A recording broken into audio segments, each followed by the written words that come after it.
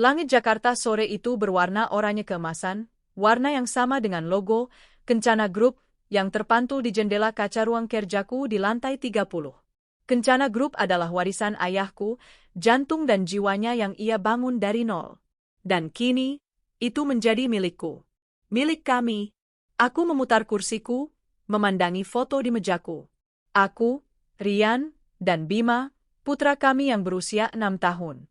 Kami tersenyum lebar di foto saat liburan kami ke Bali tahun lalu. Saat itu, rasanya dunia ada dalam genggaman kami. Dulu, aku memiliki suami. Namanya Rian. Kami bertemu di universitas, aku mengambil jurusan manajemen bisnis, dia arsitektur. Matanya yang tajam dan otaknya yang brilian membuatku jatuh cinta. Ayahku, yang awalnya skeptis, akhirnya luluh melihat dedikasi Rian. Ketika ayah meninggal dunia, aku limbung. Perusahaan sebesar ini, di tanganku yang masih terlalu muda. Tapi Rian ada di sana. Kita bisa, Elara, katanya, menggenggam tanganku erat di malam pemakaman ayah. Kamu tidak sendiri. Kita akan besarkan Kencana Group bersama. Untuk ayahmu, untuk kita, untuk Bima. Dan kami benar-benar melakukannya. Tahun-tahun pertama adalah badai. Kami adalah tim yang sempurna. Aku mengurus keuangan dan strategi, Rian menangani operasional dan pengembangan.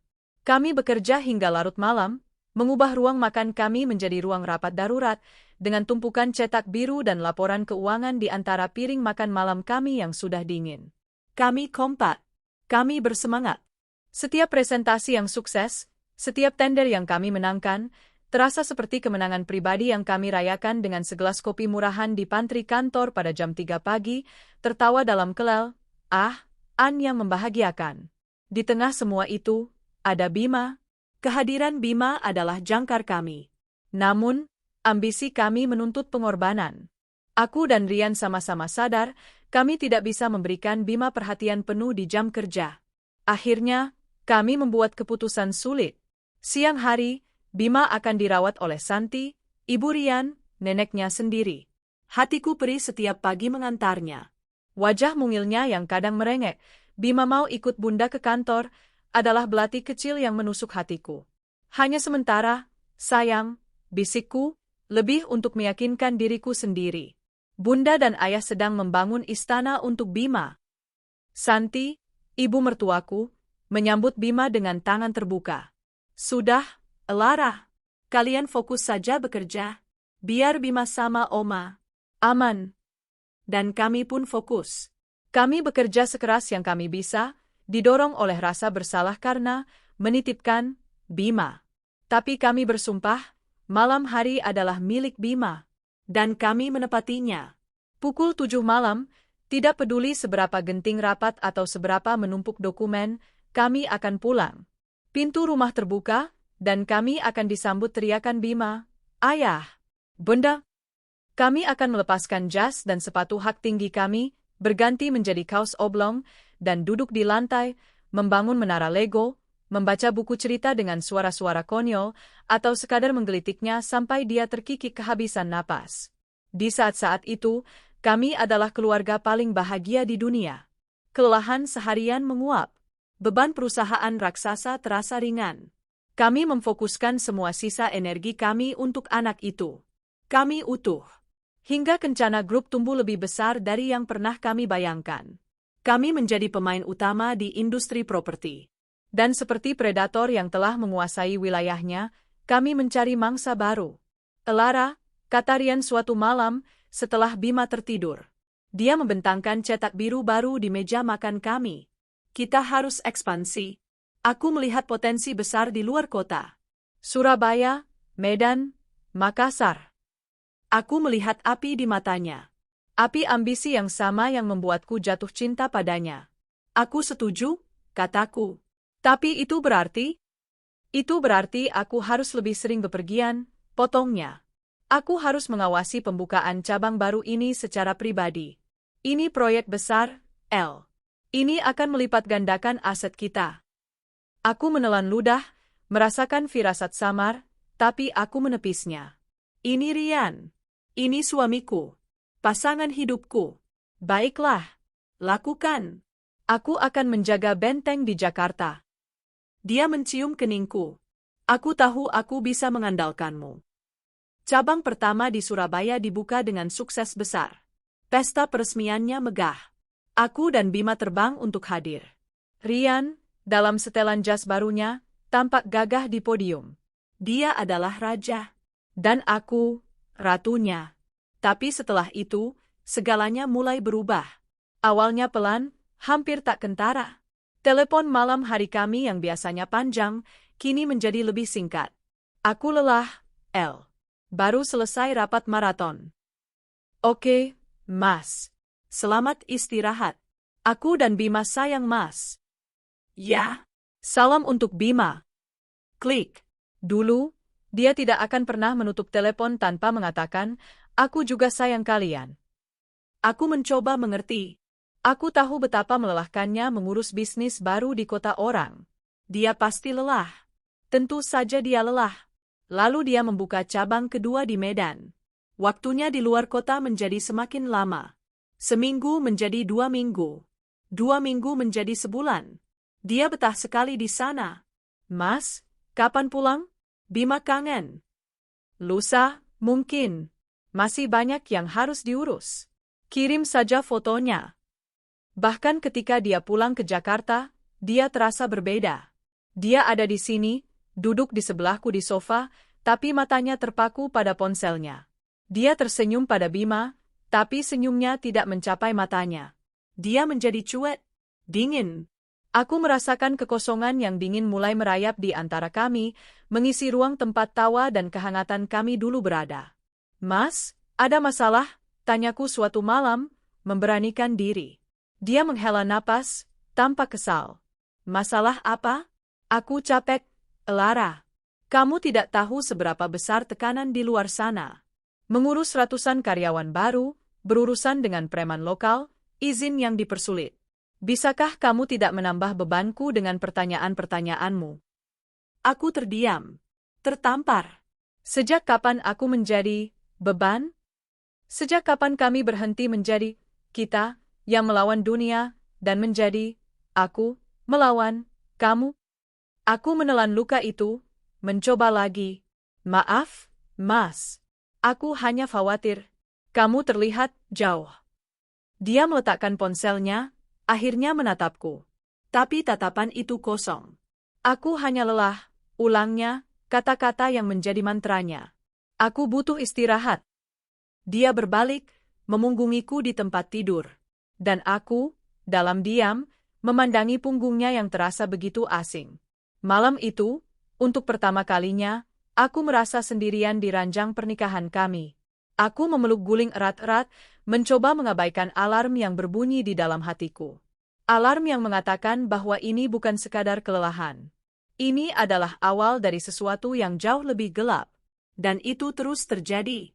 Hari berganti minggu, minggu berganti bulan, bulan berganti tahun. Kekosongan itu tumbuh menjadi jurang. Dia semakin jarang memberi kabar, semakin betah di luar kota. Dan aku, yang bodoh ini, terus mencoba mengerti. Aku terus mengatakan pada diriku sendiri, dia hanya lelah. Bertahun-tahun berlalu dalam kabut dingin itu. Jarak antara aku dan Rian yang dulu hanya terbentang antara Jakarta dan Surabaya, kini terasa membentang seluas samudra. Dia adalah bayangan di rumah kami sendiri, hadir secara fisik namun jiwanya entah di mana. Bima, yang kini beranjak 9 tahun, mulai terbiasa dengan ayah yang sibuk. Bunda, ayah kapan pulang? Tanyanya suatu malam. Aku membelai rambutnya. Ayah ada meeting penting di Singapura, sayang. Sebentar lagi. Ini adalah proyek terbarunya. Sebuah kolaborasi internasional. Rian bilang, ini adalah puncak dari semua ekspansi kami. Dia harus terbang ke Singapura untuk menandatangani kontrak final dengan investor baru. Kontrak yang bernilai triliunan. Malam sebelum dia berangkat, kami nyaris tidak bicara. Semua dokumen penting sudah kamu bawa, Mas? Tanyaku, lebih seperti seorang asisten eksekutif daripada seorang istri. Sudah di tas. Ini kesepakatan terbesar kita, El. Setelah ini kita bisa sedikit santai, katanya, tapi matanya tetap terpaku pada layar tabletnya. Hati-hati, hanya itu yang bisa kukatakan. Dia mengangguk singkat, lalu masuk ke kamar tamu. Sejak setahun terakhir, dia lebih sering tidur di sana. Alasannya, biar tidak mengganggumu kalau Mas harus conference call tengah malam. Aku mematikan lampu kamar tidur kami, sendirian. 3 hari kemudian, di hari kepulangannya, aku duduk di ruang keluarga. Bima sudah tidur. Aku sengaja menunggunya. Aku bertekad, malam ini aku akan bicara. Aku akan menuntut kejelasan. Aku tidak peduli jika dia lelah. Aku tidak peduli jika aku terlihat seperti beban. Aku merindukan suamiku. Jam di dinding menunjukkan pukul 20.30. Pesawatnya dari Changi seharusnya mendarat pukul 20.45. Televisi di depanku menyiarkan program berita malam. Aku tidak terlalu memperhatikan sampai sebuah breaking news berwarna merah menyala di layar. Laporan khusus, pesawat maskapai Airstar 770 rute Singapura, Jakarta dilaporkan hilang kontak dengan menara DTC Soekarno-Hatta pukul 20.42 waktu Indonesia Barat. Jantungku serasa berhenti berdetak. Tidak mungkin. Jemariku gemetar hebat saat aku meraih ponselku. Aku membuka aplikasi maskapai, mencari jadwal penerbangan Rian. Airstar 770. Boarding pukul 19.10. Estimasi tiba pukul 20.45. Darahku serasa surut dari wajahku. Tidak. Aku bergumam, mengguncang-guncang kepalaku. Mungkin dia ganti pesawat. Mungkin dia menunda kepulangannya. Dia pasti baik-baik saja. Aku mencoba menelepon nomornya. Panggilan itu langsung masuk ke kotak suara. Mas, angkat teleponnya. Mas, kamu di mana? Aku berteriak panik ke mesin penjawab. Aku mencoba lagi, dan lagi. Selalu kotak suara. Air mataku mulai menggenang. Aku menatap layar televisi dengan nanar. Reporter di lapangan, di Crisis Center bandara, mulai mewawancarai keluarga penumpang yang menangis histeris. Dan saat itulah ponselku berdering. Bukan Rian. Nama, Mama Santi, tertera di layar. Dengan tangan gemetar, aku mengangkatnya.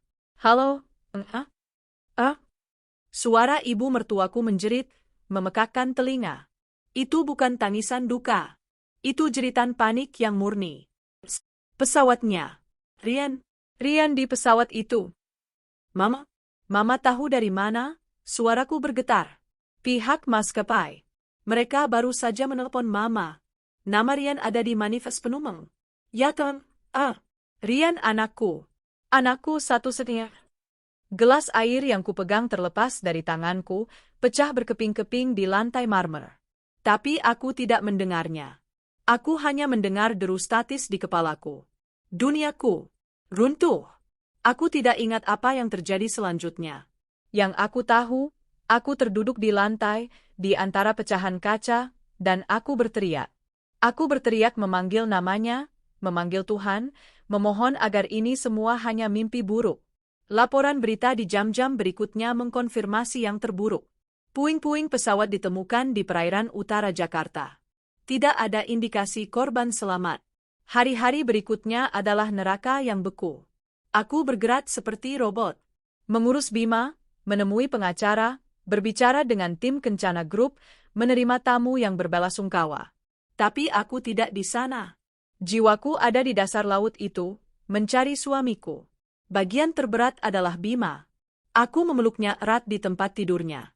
Sayang, Bunda harus kasih tahu sesuatu. Mata polosnya menatapku.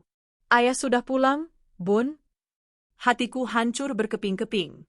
Ayah sekarang ada di surga, Nak. Pesawat ayah ada kecelakaan, dan ayah sudah jadi bintang di langit. Ayah jagain Bima dari sana. Bima tidak menangis. Dia hanya menatapku, bingung. Jadi ayah nggak pulang lagi? Kayak kakek? Aku mengangguk, air mataku tumpah tak terbendung. Iya, sayang, seperti kakek. Malam itu, dia akhirnya menangis dalam tidurnya, memanggil-manggil, ayah. Dan aku hanya bisa memeluknya, menahan isakanku sendiri agar tidak membuatnya semakin takut. Siang dan malam aku berdoa. Aku berdoa agar ini semua salah. Aku berdoa agar ada keajaiban, agar dia terdampar di pulau terpencil, agar dia salah naik pesawat. Tapi kenyataan menghantamku tanpa ampun. Tim SAR bekerja selama berminggu-minggu. Beberapa jasad ditemukan. Tapi Rian tidak. Karena benturan yang sangat keras di atas air, kemungkinan besar banyak penumpang yang tidak bisa diidentifikasi, kata petugas itu dengan nada datar. Jasadnya tidak ditemukan. Dan bersama Rian, terkubur pula dokumen-dokumen penting perusahaan. Kontrak triliunan itu, sertifikat-sertifikat asli yang dia bawa untuk ditunjukkan pada investor, rencana induk pengembangan kami, semuanya hilang. Lenyap di dasar laut. Perusahaan limbung. Kehilangan Rian sebagai pemimpin operasional adalah satu hal. Kehilangan dokumen-dokumen vital itu adalah bencana finansial. Aku kehilangan suamiku, dan aku kehilangan sebagian besar fondasi perusahaan kami dalam satu malam. Tapi aku tidak bisa menyerah. Ada Bima. Ada Kencana Group, warisan ayahku. Ini kecelakaan, kataku pada diriku sendiri di depan cermin, menatap mata sembabku. Aku tidak bisa apa-apa. Aku harus ikhlas. Aku harus kuat. Di tengah kekacauan ini, Mama Santi adalah satu-satunya keluargaku yang tersisa dari pihak Rian. Aku berusaha keras menjaga silaturahmi. Bagaimanapun juga, dia adalah nenek Bima. Aku masih menganggapnya sebagai orang tuaku sendiri. Awalnya, kami berduka bersama. Kami menangis sambil berpelukan. Tapi beberapa bulan setelah tahlilan hari ke-40, sesuatu dalam dirinya mulai terasa aneh. Kami sedang makan siang di rumahku. Lara, katanya di sela-sela kunyahannya. Sekarang Rian sudah tidak ada? Aku mengangguk sedih. Iya, bagaimana dengan bagiannya Rian di perusahaan? Aku terdiam, sendokku berhenti di udara. Bagian apa, Emma? Ya, hartanya. Harta Gonogini. Rian, kan ikut membesarkan perusahaan itu. Mama ini, kan ibunya. Bima cucu Mama. Kita harus jelas soal ini. Aku menatapnya, kaget, darahku terasa dingin. Mama, Rian bahkan jasadnya belum ketemu, Kita lagi berduka. Kenapa Mama bahas ini? Dia mengibaskan tangannya, seolah mengusir lalat. Bukan begitu, Lara. Kita harus realistis. Hidup harus terus berjalan. Omong-omong, keuntungan perusahaan bulan ini bagaimana? Mama dengar-dengar banyak proyek yang hilang ya, gara-gara surat-surat yang dibawa Rian itu. Aku terperangah. Cara dia mengatakannya begitu ringan, begitu transaksional. Ada kilatan aneh di matanya yang tidak pernah kulihat sebelumnya. Kilatan keserakahan. Dia terlihat sangat matre. Perusahaan masih berjalan, jawabku dingin, mencoba menahan emosiku. Mama tidak perlu khawatir. Ya Mama khawatir. Lah, itu, kan masa depan cucu Mama juga, katanya, nadanya sedikit meninggi. Aku menarik napas dalam-dalam. Aku janji, Bima akan selalu jadi prioritasku. Dan Mama juga. Tapi aku mohon, jangan bicarakan ini sekarang. Aku belum sanggup. Mama Santi mendengus, tapi dia tidak melanjutkan. Dia terlihat kesal karena permintaannya kutolak. Sejak hari itu, aku merasakan ada yang berbeda. Aku mencoba bersabar. Aku mengatakan pada diriku bahwa mungkin duka membuatnya jadi aneh. Mungkin dia takut akan masa depannya. Tapi di dalam hatiku, sebutir keraguan yang pahit mulai tumbuh. Keraguan yang terasa sama dinginnya dengan ketidakpedulian Rian di tahun-tahun terakhirnya.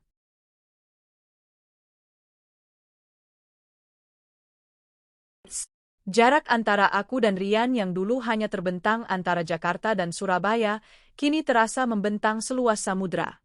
Dia adalah bayangan di rumah kami sendiri, hadir secara fisik namun jiwanya entah di mana. Bima, yang kini beranjak 9 tahun, mulai terbiasa dengan ayah yang sibuk. Bunda, ayah kapan pulang?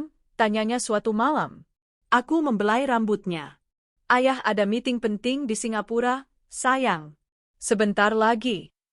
Ini adalah proyek terbarunya. Sebuah kolaborasi internasional. Rian bilang, ini adalah puncak dari semua ekspansi kami. Dia harus terbang ke Singapura untuk menandatangani kontrak final dengan investor baru. Kontrak yang bernilai triliunan. Malam sebelum dia berangkat, kami nyaris tidak bicara. Semua dokumen penting sudah kamu bawa, Mas? Tanyaku, lebih seperti seorang asisten eksekutif daripada seorang istri. Sudah di tas. Ini kesepakatan terbesar kita, El. Setelah ini kita bisa sedikit santai, katanya, tapi matanya tetap terpaku pada layar tabletnya. Hati-hati, hanya itu yang bisa kukatakan. Dia mengangguk singkat, lalu masuk ke kamar tamu. Sejak setahun terakhir, dia lebih sering tidur di sana. Alasannya, biar tidak mengganggumu kalau Mas harus conference call tengah malam. Aku mematikan lampu kamar tidur kami, sendirian. 3 hari kemudian, di hari kepulangannya, aku duduk di ruang keluarga. Bima sudah tidur. Aku sengaja menunggunya. Aku bertekad, malam ini aku akan bicara. Aku akan menuntut kejelasan. Aku tidak peduli jika dia lelah. Aku tidak peduli jika aku terlihat seperti beban. Aku merindukan suamiku. Jam di dinding menunjukkan pukul 20.30. Pesawatnya dari Changi seharusnya mendarat pukul 20.45. Televisi di depanku menyiarkan program berita malam. Aku tidak terlalu memperhatikan sampai sebuah breaking news berwarna merah menyala di layar. Laporan khusus, pesawat maskapai Airstar 770 rute Singapura, Jakarta dilaporkan hilang kontak dengan Menara YTC Soekarno-Hatta pukul 20.42 waktu Indonesia Barat. Jantungku serasa berhenti berdetak. Tidak mungkin. Jemariku gemetar hebat saat aku meraih ponselku. Aku membuka aplikasi maskapai, mencari jadwal penerbangan Rian. Airstar 770. Boarding pukul 19.10. Estimasi tiba pukul 20.45. Darahku serasa surut dari wajahku. Tidak. Aku bergumam, mengguncang-guncang kepalaku. Mungkin dia ganti pesawat. Mungkin dia menunda kepulangannya. Dia pasti baik-baik saja. Aku mencoba menelepon nomornya. Panggilan itu langsung masuk ke kotak suara. Mas, angkat teleponnya. Mas, kamu di mana? Aku berteriak panik ke mesin penjawab. Aku mencoba lagi, dan lagi. Selalu kotak suara. Air mataku mulai menggenang. Aku menatap layar televisi dengan nanar. Reporter di lapangan, di Crisis Center bandara, mulai mewawancarai keluarga penumpang yang menangis histeris. Dan saat itulah ponselku berdering. Bukan Rian. Nama, Mama Santi, tertera di layar. Dengan tangan gemetar, aku mengangkatnya. Halo? Lah? Suara ibu mertuaku menjerit, memekakkan telinga. Itu bukan tangisan duka. Itu jeritan panik yang murni. Pesawatnya. Rian di pesawat itu. Mama tahu dari mana? Suaraku bergetar. Pihak maskapai. Mereka baru saja menelepon Mama. Nama Rian ada di manifest penumpang. Ya Tuhan, Rian anakku. Anakku satu-satunya. Gelas air yang kupegang terlepas dari tanganku, pecah berkeping-keping di lantai marmer. Tapi aku tidak mendengarnya. Aku hanya mendengar deru statis di kepalaku. Duniaku runtuh. Aku tidak ingat apa yang terjadi selanjutnya. Yang aku tahu, aku terduduk di lantai, di antara pecahan kaca, dan aku berteriak. Aku berteriak memanggil namanya, memanggil Tuhan, memohon agar ini semua hanya mimpi buruk. Laporan berita di jam-jam berikutnya mengkonfirmasi yang terburuk. Puing-puing pesawat ditemukan di perairan utara Jakarta. Tidak ada indikasi korban selamat. Hari-hari berikutnya adalah neraka yang beku. Aku bergerak seperti robot. Mengurus Bima, menemui pengacara, berbicara dengan tim Kencana Group, menerima tamu yang berbelasungkawa. Tapi aku tidak di sana. Jiwaku ada di dasar laut itu, mencari suamiku. Bagian terberat adalah Bima. Aku memeluknya erat di tempat tidurnya. Sayang, Bunda harus kasih tahu sesuatu. Mata polosnya menatapku. Ayah sudah pulang, Bun? Hatiku hancur berkeping-keping. Ayah sekarang ada di surga, Nat. Pesawat ayah ada kecelakaan, dan ayah sudah jadi bintang di langit. Ayah jagain Bima dari sana. Bima tidak menangis. Dia hanya menatapku, bingung. Jadi ayah nggak pulang lagi? Kayak kakek?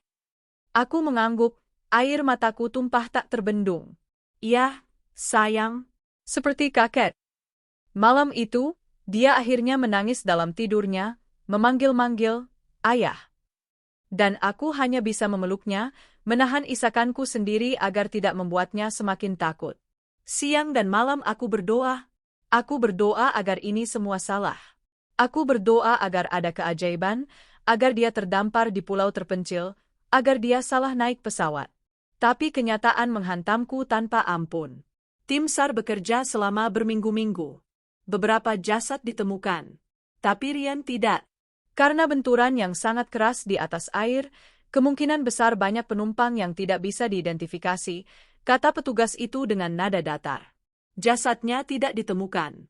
Dan bersama Rian, terkubur pula dokumen-dokumen penting perusahaan.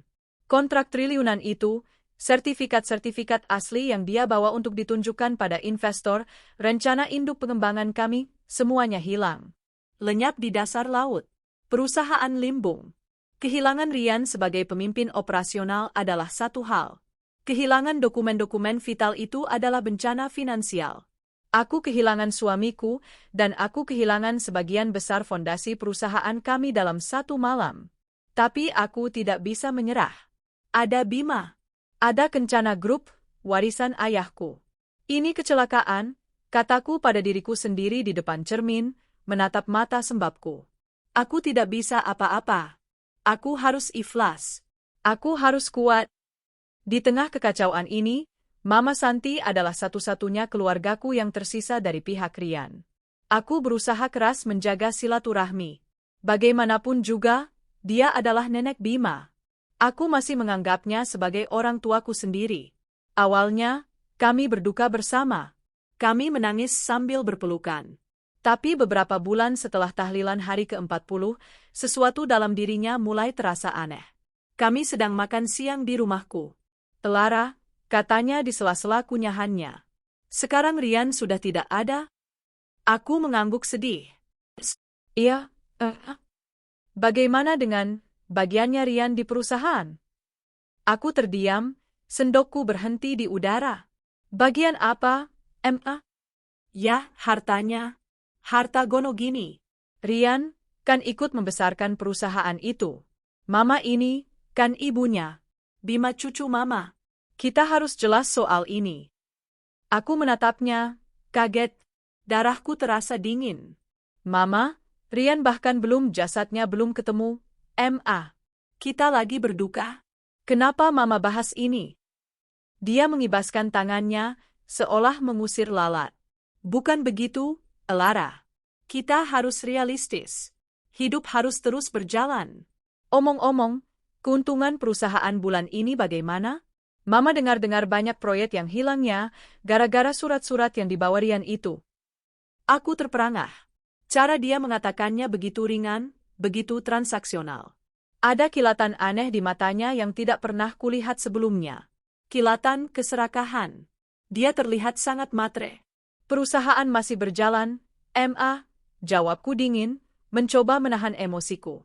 Mama tidak perlu khawatir. Ya Mama khawatir, lah. Itu, kan masa depan cucu Mama juga, katanya, nadanya sedikit meninggi. Aku menarik napas dalam-dalam. Ma, aku janji, Bima akan selalu jadi prioritasku. Dan Mama juga. Tapi aku mohon, jangan bicarakan ini sekarang. Aku belum sanggup. Mama Santi mendengus, tapi dia tidak melanjutkan. Dia terlihat kesal karena permintaannya kutolak. Sejak hari itu, aku merasakan ada yang berbeda. Aku mencoba bersabar. Aku mengatakan pada diriku bahwa mungkin duka membuatnya jadi aneh. Mungkin dia takut akan masa depannya. Tapi di dalam hatiku, sebutir keraguan yang pahit mulai tumbuh. Keraguan yang terasa sama dinginnya dengan ketidakpedulian Rian di tahun-tahun terakhirnya. 1 tahun. 365 hari telah berlalu sejak Airstar 770 menabrak lautan, membawa Rian dan semua dokumen penting Kencana Group bersamanya. 1 tahun penuh duka, kebingungan, dan perjuangan. Kehilangan suamiku adalah satu hal. Kehilangan separuh fondasi perusahaan yang kubangun bersamanya adalah hal lain. Para investor yang seharusnya menandatangani kontrak triliunan itu, tentu saja, mundur. Proyek-proyek cabang yang bergantung pada dokumen asli yang dipegang Rian, macet. Bank-bank menahan jalur kredit. Kencana Group berdarah. Aku kehilangan banyak sekali uang. Aset-aset perusahaan terpaksa kujual beberapa untuk menutupi kerugian dan membayar pesangon ratusan karyawan di cabang-cabang yang terpaksa kami tutup. Itu adalah keputusan paling menyakitkan yang harus kubuat. Aku merasa gagal. Gagal pada ayahku, gagal pada Rian, gagal pada karyawan-karyawanku. Tapi setiap kali aku melihat wajah Bima, yang kini tidur di kamar di sebelahku, aku tahu aku tidak punya pilihan selain bangkit. Dengan penuh semangat, aku mulai lagi. Aku memangkas semua kemewahan, mengencangkan ikat pinggang. Aku kembali ke dasar-dasar yang diajarkan ayahku. Aku bekerja 18 jam sehari, meninjau ulang setiap kontrak, bernegosiasi ulang dengan setiap kreditur. Aku tidak lagi Lara, sang istri yang berjalan di bayangan suaminya yang karismatik. Aku adalah Lara, CEO Kencana Group, seorang ibu, dan seorang single parent. Dan perlahan, sangat perlahan, kapal itu mulai berbalik arah. Kami belum untung besar, tapi kami berhenti merugi. Kami stabil. Di tengah perjuangan membangun kembali puing-puing itu, sebuah kejanggalan terjadi. Itu terjadi sekitar 8 bulan setelah kecelakaan. Aku sedang dalam perjalanan keluar kota untuk rapat penting dan aku mampir ke ATM untuk mengambil uang tunai. Aku memasukkan kartu dari rekening tabungan bersama yang jarang sekali kugunakan. Itu adalah rekening darurat yang kubuka bersama Rian bertahun-tahun lalu. PIN-nya adalah tanggal jadi kami, 140.208. 6 digit yang hanya diketahui oleh 2 orang di dunia. Aku dan Rian. Dan Rian sudah meninggal. Aku memasukkan PIN, memilih, tarik tunai, dan mengetik jumlah. Layar mesin berkedip, saldo Anda tidak mencukupi. Keningku berkerut. Tidak mungkin. Seingatku, ada lebih dari 800 juta rupiah di rekening itu. Aku menekan, cek saldo. Layar menampilkan, 150.240 rupiah. Napasku tercekat. Jantungku berdebar kencang. Aku mencoba lagi di mesin lain. Hasilnya sama. Aku berlari ke mobil, gemetar, dan membuka aplikasi mobile banking. Mataku membelalak ngeri melihat riwayat transaksi.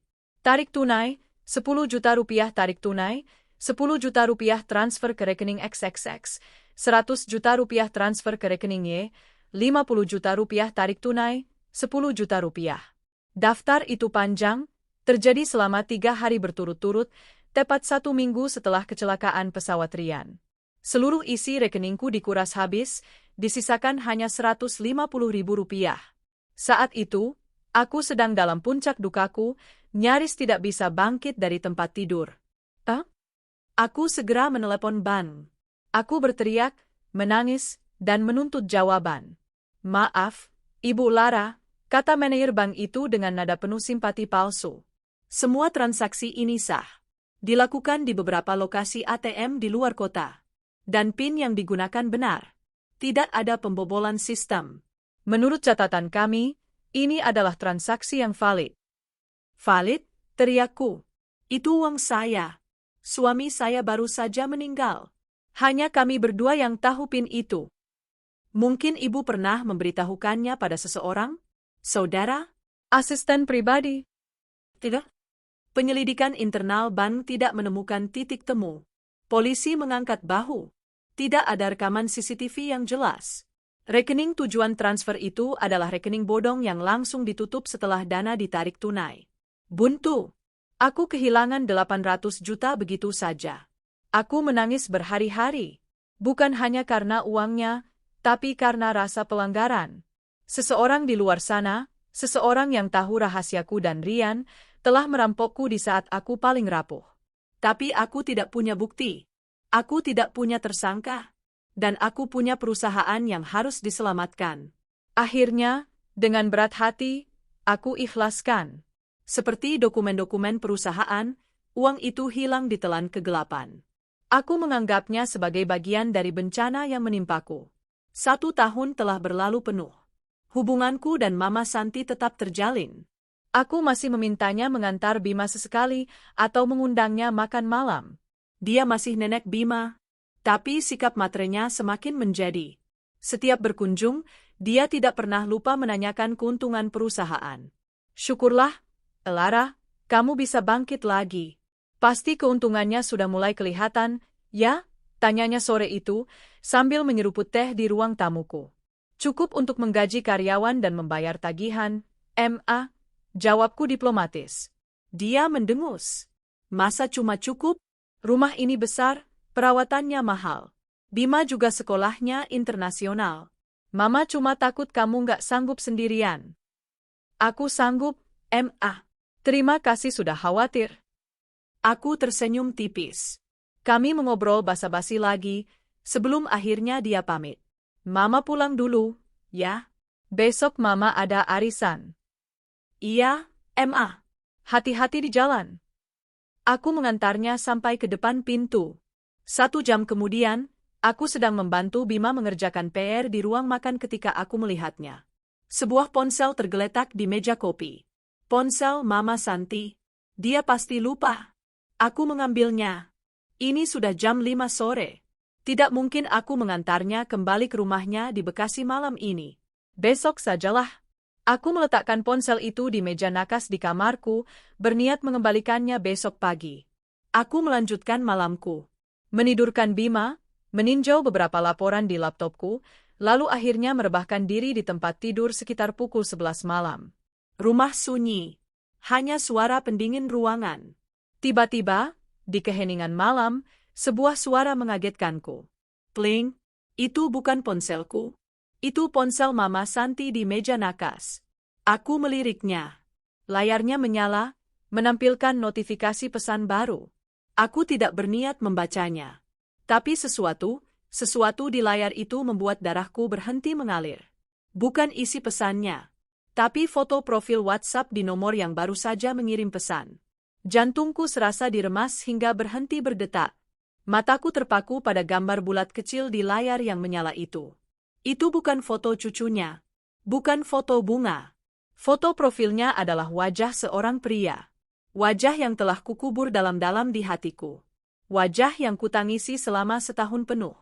Wajah yang seharusnya hancur lebur di dasar lautan. Itu suamiku. Itu Rian. Waktu serasa berhenti. Jantungku berdentum begitu keras di dalam dada, rasanya seperti akan meledak menembus tulang rusukku. Mataku terpaku pada foto profil itu. Rian. Itu dia. Bukan foto lama. Fotonya terlihat lebih segar, mungkin sedikit lebih kurus di pipi, tapi itu matanya. Mata yang sama yang dulu menatapku penuh cinta. Mata yang sama yang menjadi dingin dan jauh. Mata seorang pria yang seharusnya sudah mati. Ini lelucon, bisikku pada keheningan kamar. Pasti akun palsu. Seseorang sedang mengerjaiku. Tapi siapa yang bisa mengakses ponsel Mama Santi? Tanganku, yang gemetar hebat hingga aku nyaris tidak bisa mengendalikannya, terulur ke meja nakas. Aku menyambar ponsel itu. Jemariku basah oleh keringat dingin. Aku menekan tombol home. Tidak terkunci. Mama Santi, yang begitu ceroboh, atau mungkin begitu sombong, tidak pernah memasang kata sandi di ponselnya. Jantungku melompat ke tenggorokan. Aplikasi WhatsApp masih terbuka di layar notifikasi. Dengan satu sentuhan gemetar, aku membukanya. Aku langsung masuk ke ruang obrolan. Nama kontaknya hanya R. Tapi foto profilnya adalah Rian. Pesan yang baru saja masuk beberapa menit lalu ada di bagian paling bawah. R. Emma, uangnya sudah masuk? Pastikan Lara tidak curiga sedikit pun. Minggu depan aku transfer lagi untuk biaya arisan, Mama. Darahku serasa membeku di dalam pembuluh darahku. Biaya arisan. Aku teringat. Setiap kali Mama Santi mengeluh soal uang, soal arisan, soal kebutuhan ini itu, aku selalu mentransfernya tanpa pikir panjang. Kukira aku sedang membantu ibu mertuaku yang kesepian. Ternyata, aku sedang mensubsidi, apa? Napas memburu, aku mulai menggulir ke atas. Dan duniaku, yang sudah hancur setahun lalu, kini hancur lagi dengan cara yang jauh lebih brutal. Pesan demi pesan adalah rencana jahat yang tersusun rapi. Mama Santi, dia mulai curiga, Rian. Dia terlalu pintar mengurus perusahaan itu. Dia bangkit lagi. Kita harusnya ambil semua pas dia lagi hancur-hancurnya. Sabar, Yang penting dokumen-dokumen itu sudah aman sama aku. Tanpa itu, dia lumpuh. Kita tunggu setahun lagi, sampai dia percaya aku benar-benar mati, baru kita sikat habis sisanya lewat jalur hukum, warisan. Biarkan dia bekerja keras dulu untuk kita. Perutku mual. Dokumen-dokumen itu, kontrak triliunan itu, tidak hilang di dasar laut. Dokumen itu dicuri. Dicuri oleh suamiku sendiri, yang dengan sengaja membawanya kabur, bukan untuk meeting, tapi untuk menghancurkanku. Lalu mataku tertuju pada serangkaian pesan dari sekitar setahun yang lalu. Tepat seminggu setelah kecelakaan. Emma, pakai PIN 140.208. Kuras rekening darurat itu. Ambil tunai di ATM beda-beda. Lara lagi kacau, dia nggak akan sadar. Uangnya buat modal awal di sini. Mama Santi, beres. Kamu hati-hati di sana. Jangan sampai ada yang lihat. Aku terhuyung. Aku bersandar ke dinding, ponsel masih tergenggam erat. Tanggal jadi kami, PIN yang hanya diketahui olehku dan dia. Uang 800 juta yang hilang. Yang kuikhlaskan. Yang kusebut sebagai musibah. Itu bukan musibah. Itu pencurian. Pencurian yang direncanakan oleh suamiku dan dieksekusi oleh ibu mertuaku. Wanita yang kupercayai merawat Bima. Wanita yang menangis meraung-raung di bahuku saat tahlilan. Ya Tuhan, ya Tuhan. Rintihku. Semua keanehannya. Sikap maternya. Pertanyaannya yang terus-menerus soal keuntungan perusahaan. Itu bukan kekhawatiran seorang ibu. Itu adalah pengecekan seorang rekan konspirasi. Lalu, aku melihatnya. Rian mengirim sebuah foto. Bukan foto dokumen. Bukan foto transfer bank. Itu foto dirinya. Dia tersenyum lebar, tampak sehat dan bahagia. Dia memeluk seorang wanita muda yang cantik dari belakang. Tangan mereka berdua memegang seorang bayi mungil. Mereka berdiri di teras sebuah rumah yang tampak baru dan mewah. Di bawah foto itu ada pesan. Vina dan Adit titip salam buat nenek. Pestanya meriah sekali kemarin. Sayang mama nggak bisa datang. Vina. Nama itu menusukku. Inikah dia? Inikah alasan Rian menjadi dingin dan cuek bertahun-tahun lalu? Inikah Surabaya dan Medan yang membuatnya betah di luar kota? Bukan lelah. Dia sedang membangun kehidupan baru. Dia bersekongkol. Dia tidak pernah naik pesawat Airstar 770. Dia memanipulasi kematiannya sendiri. Dia membiarkan aku dan putranya sendiri menangis darah, percaya bahwa dia telah mati mengenaskan. Sementara dia tertawa, memulai keluarga baru, di atas rumah mewah yang dibangun dengan uangku, dengan keringatku, dengan warisan ayahku. Mereka berdua, Rian dan ibunya, telah menyusun rencana ini sejak lama. Untuk mengeruk hartaku. Untuk membuatku bangkrut. Mengalihkan semua aset Kencana Group ke kantongnya sendiri. Aku tidak lagi gemetar. Sesuatu yang panas dan sedingin es menjalar di sekujur tubuhku. Air mataku sudah kering. Wanita yang menangis selama setahun itu telah mati malam ini. Yang tersisa hanyalah amarah. Amarah murni yang membakar habis sisa-sisa duka dan cinta di hatiku. Mereka menipuku. Mereka menipu Bima. Mereka tertawa di atas penderitaan kami. Aku menatap ponsel di tanganku. Aku melihat pesan terakhir dari yang belum dibaca oleh Mama Santi. Emma, uangnya sudah masuk? Pastikan Lara tidak curiga sedikit pun. Minggu depan aku transfer lagi untuk biaya arisan, Mama. Dengan jari yang kini terasa mantap, aku menekan dan menahan pesan itu. Aku memilih opsi hapus untuk saya. Pesan itu lenyap dari layar. Aku membersihkan notifikasinya. Aku mematikan ponsel Mama Santi, lalu menyalakannya lagi untuk memastikan notifikasi itu benar-benar hilang dari layar kunci. Bersih. Aku meletakkan kembali ponsel itu di meja nakas, persis di tempatku menemukannya. Aku berjalan ke kamar mandi dan menatap bayanganku di cermin. Mataku merah, tapi bukan karena tangis. Itu adalah mata seorang pejuang yang siap berperang. Besok, bisikku pada bayanganku yang pucat namun tegar. Besok pagi, aku akan mengembalikan ponsel itu padanya. Aku akan tersenyum. Aku akan bersikap seolah tidak terjadi apa-apa. Aku akan bertanya, "Ma, semalam tidurnya nyenyak?" Aku akan pura-pura tidak tahu. Dan dari detik itu, aku akan menyusun siasatku. Kalian ingin menghancurkanku? Kalian ingin mengambil segalanya dariku? Kalian salah memilih lawan. Aku, Elara Kencana, akan menarik kembali semua hartaku, diam-diam. Aku akan memiskinkan kalian. Aku akan menghancurkan kalian. Rian, kamu mungkin sudah memanipulasi kematianmu. Tapi aku akan memastikan kamu berharap kamu benar-benar mati. Aku tidak tidur malam itu. Tidak sedetik pun. Aku duduk di kursi di ruang kerjaku, menatap layar laptopku yang mati.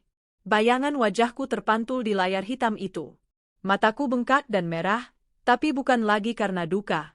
Itu adalah mata yang terbakar oleh amarah dan pengkhianatan. Wanita yang naif, yang patah hati, yang menangisi suaminya selama setahun, telah mati tadi malam.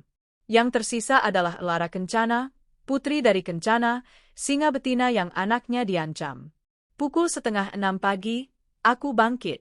Aku mandi air dingin, membiarkan air itu menyengat kulitku, mempertajam pikiranku. Aku berdandan seperti biasa. Blazer kerja berwarna navy, riasan tipis untuk menutupi lingkaran hitam di mataku, dan rambutku kugulung rapi. Aku harus terlihat normal. Aku harus terlihat seperti Elara, janda yang sedang berjuang. Ponsel Mama Santi tergeletak di meja riasku. Aku mengambilnya, memasukkannya ke dalam tasku. Tepat pukul 7, aku membangunkan Bima. "Sayang, ayo bangun. Waktunya sekolah." Senyum Bima adalah satu-satunya hal yang nyata dan murni di dunia baruku yang busuk ini. Aku memeluknya erat, lebih erat dari biasanya. "Bunda," sesak, protesnya sambil tertawa kecil. Aku melepaskan pelukanku, mencium keningnya. "Maaf, sayang. Bunda kangen banget." Saat sarapan, ponselku berdering. Tentu saja. Mama Santi. "Elara." "Aduh, gawat. Kamu lihat ponsel Mama, enggak? Kayaknya ketinggalan di rumah kamu." Suaranya terdengar panik. Bukan panik karena kehilangan ponsel. Panik karena takut dia tidak bisa dihubungi. Aku memasang nada suaraku yang paling polos dan sedikit lelah. "Oh, iya, Emma. Coba Lara cek." "Ah, iya, ini ada di meja kopi, Ma." "Astaga, Lara baru lihat. Maaf, Ma. Semalam Lara sibuk sekali urus laporan." "Oh, syukurlah," nadanya terdengar lega. "Nanti Mama ambil, ya." "Nggak usah, Ma. Ini Lara sekalian jalan antar Bima, nanti Lara mampir ke rumah Mama di Bekasi, ya? Lara ada meeting di area sana juga, kok." "Bohong. Rapatku hari ini ada di Sudirman. Tapi aku harus melihat wajahnya saat aku mengembalikan ponsel itu. Aku harus memastikan aktingku meyakinkan." Setelah mengantar Bima, aku melaju ke Bekasi. Aku menekan bel rumahnya. Mama Santi membukakan pintu dengan daster dan senyum lega. "Ini, Ma. Maaf ya, jadi repot," kataku sambil menyerahkan ponsel itu. "Ah, kamu ini. Nggak repot sama sekali. Makasih banyak, ya, El.